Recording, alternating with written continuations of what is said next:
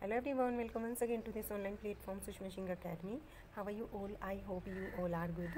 Today in this video we'll discuss question number 41 to 50 and all these questions are very important for all TCT PCT exams. So without delay any time, let's begin the class. Question number 41 is which is the correct serial of the tragedies of Shakespeare? Options are Hamlet, King Lear, Macbeth, Othello. Hamlet, Othello, King Lear, Macbeth, Othello, King Lear, Hamlet, Macbeth या Hamlet, Macbeth, King Lear, Othello. What will be the right answer for this question? So right answer is Hamlet, Othello, King Lear and Macbeth. William Shakespeare की 4 great tragedies मानी जाती हैं जिनमें है Hamlet, Othello, King Lear and Macbeth. Hamlet इनके द्वारा right किया गया था 1599 टू 1601 के बीच में and Othello he has written 1603 to 04 के बीच में.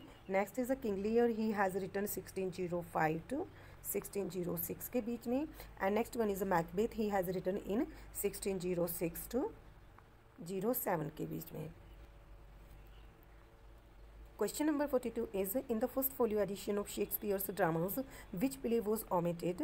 Options are Macbeth, Pericles, Midsummer Night's Dream या Titus Andronicus. So right answer will be Pericles. First folio William Shakespeare का पब्लिश्ड हुआ था 1623 में. It was originally published as William Shakespeare's comedies, histories and tragedies, but Pericles was not in the first folio edition of Shakespeare's drama. Pericles was published in second folio in 1632. So Pericles कब publish हुआ था? ये हुआ था 1632 के second folio में. Question number 43 is which of the following plays is a social satire dealing with the fashion and fads of the day? Options are A Midsummer Night's Dream, Antony and Cleopatra, Love Labour Lost या none of the above. What is the right answer? Right answer is Love's Labour Lost. Love's Labour Lost is one of William Shakespeare's early comedies written in the mid-1590s for a performance at the Inns of Court before Elizabeth I. The play draws on the themes of masculine love and desire, and it is a social satire dealing with the fashion and fads of the day. और अगर बात की जाए Midsummer Night's Dream की, Midsummer Night's Dream एक comedy है written by William Shakespeare जो कि इन्होंने राइट की थी 1595 में. और it portrays the event surrounding the marriage of Theseus the Duke of Athens to Hippolyta. Desdemona's famous Shakespearean character belongs to which of the following plays? Options are King Lear, Othello, Hamlet या Twelfth Night. So what will be the right answer for this question? Right answer will be Othello. Desdemona central character होती है William Shakespeare's के play Othello की जो कि इन्होंने right किया था 1603 टू 1604 के बीच में. और Desdemona is a Venetian beauty who enlarges and disappoints her father, a Venetian senator when she elopes with Othello, a Moorish man several years her senior. Othello एक फेमस ट्रेजडी है जो कि 5 एक्ट में right की गई है William Shakespeare के द्वारा. ये रिटन की गई थी 1603 टू 1604 के बीच में और ये पब्लिश्ड हुई थी 1622 में in a quarto edition from a transcript of an authorial manuscript. Question number 45 is in which work of Milton does the character Dalila appear? इसमें डालिया मिल्टन के कौन से वर्क में अपीयर होती है? पैराडाइज लॉस्ट में, पैराडाइज रीगेन, कोमस या Samson agonist. What will be the right answer? Right answer is Samson agonist. Samson agonist एक फेमस ट्रेजडी है रिटन बाय जॉन मिल्टन जो कि पब्लिश्ड सेम वॉल्यूम में जिसमें इनका एपिक पैराडाइज रीगेन पब्लिश्ड हुआ था इन 1671 में.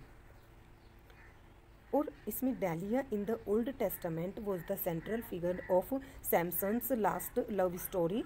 सी was Philistine who bribed to entrap Samson. और अगर बात की जाए कॉमर्स की, ये एक मास्क है रिटन बाय जॉन मिल्टन जो कि पब्लिश हुआ था 1637 में। Question number 46 is in the state of his blindness with whom Milton doesn't compare himself. Options are blind Thamesis, blind Maundis, Tiresias and Phineas या Lycidas. What will be the right answer for this question? So right answer is Lycidas.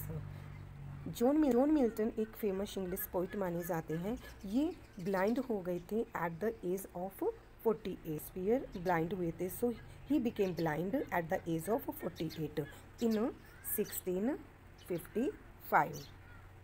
His ability to write was threatened and as a result his relationship with God became complicated. So blind Thamesis and the blind Maundis and the Tiresias और एक आता है Phineas, ये old prophets माने जाते हैं और John Milton compared himself with them in his epic Paradise Lost. इनमें से किसे पोइटिकल सन ऑफ स्पेंसर के नेम से जाना जाता है? Options are John Milton, William Shakespeare, William Wordsworth या John Galsworthy. What will be the right answer for this question? So right answer is John Milton. Question number 48 is an evening walk is written by. इनमें से evening walk work किसके द्वारा right किया गया है? Options are William Wordsworth, William Shakespeare, John Milton या John Galsworthy. इसका right answer क्या होगा?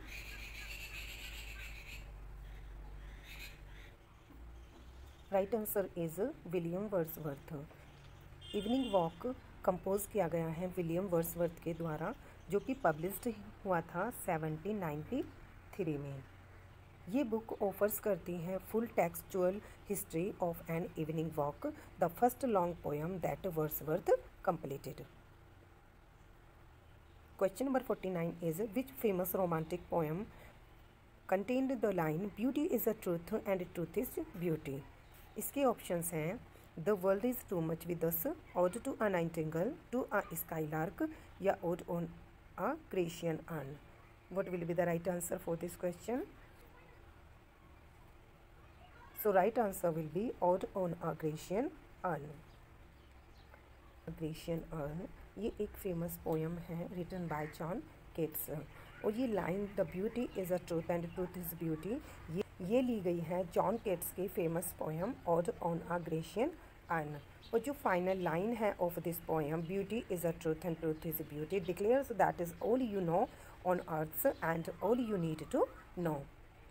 और अगर बात की जाए to a skylark it is a famous poem written by P B Shelley, जो कि इन्होंने राइट की थी 1820 में, और ये पब्लिश्ड हुई थी in lyrical drama Prometheus Unbound by Charles and James Collier. और if we talk about the ode to a nightingale एक पर्सनल पोएम मानी जाती है जॉन केट्स के द्वारा राइट की गई, जो कि डिस्क्राइब्स करती है उसकी जर्नी को in the state of negative capability. Question number 50 is which of the following is not a poem by Wordsworth? Options are London 1802, strange fits of passion have I known या the solitary reaper या fourth one is London. What will be the right answer for this question? Right answer is London 1802.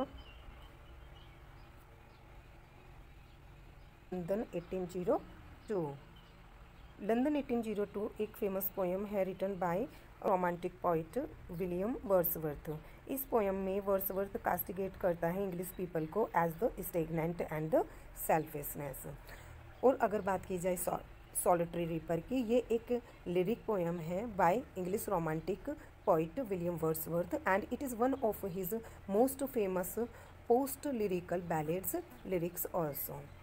Strange fits of a passion have I known ये एक 7 stanza poem मानी जाती हैं ballad के रूप में by Wordsworth, जो कि कंपोज हुई थी 1798 में, और ये पब्लिश्ड हुई थी in the second edition of lyrical ballad 1800 में।